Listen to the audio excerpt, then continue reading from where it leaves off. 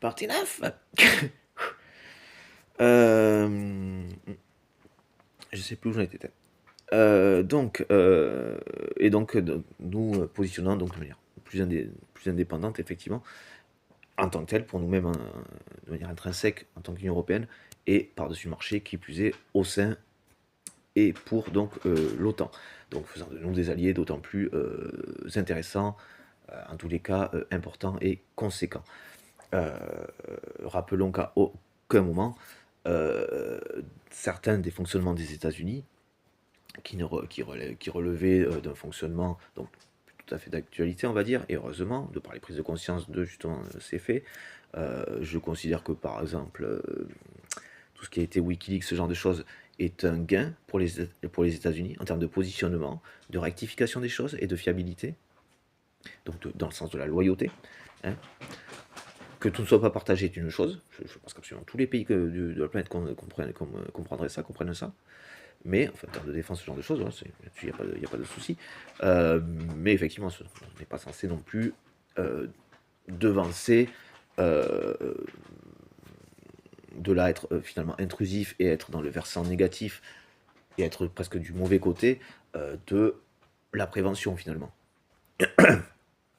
Euh, Voilà, ça c'était pour l'aspect. Voilà. Et donc, c'est ce en quoi, malgré tout, ça a été un gain, je pense. C'est pas complètement abouti dans la conscience et les rectifications. L'actualité ne s'y prête pas forcément complètement non plus. C'est pas. Voilà. Mais c'est quelque chose qui, à mon avis, a déjà entendu. C'est pas la seule chose, c'est pas le seul fait.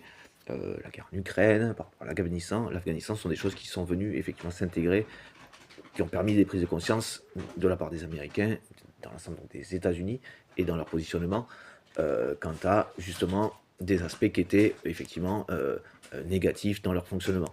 Ceux qui, quand ils le comprennent dans l'ensemble, le prennent en compte. Voilà, ce sont des gens qui rectifient par contre. Ce ne sont pas des personnes qui sont butées sur des positions. Non, mais c'est parce que c'est nous et que c'est nous et qu'on a que trop raison parce que c'est que nous. Quoi.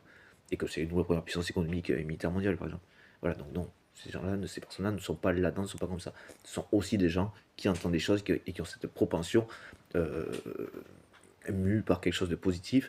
Je distingue ça de la religion, bien que cette chose, peut-être que beaucoup l'intégraient dedans, et pour certains l'intègrent encore, et dans ce degré différent maintenant, dans la manière, dans l'intensité dans laquelle il intègre dans la religion, bon, moi je ne suis pas là-dedans, mais quoi qu'il en soit, ils ont cette propension à entendre les choses et à rectifier. Voilà, ça c'est indiscutablement une réalité. Ce sont des gens qui entendent les choses, donc auxquels on peut s'adresser. Je vais devoir faire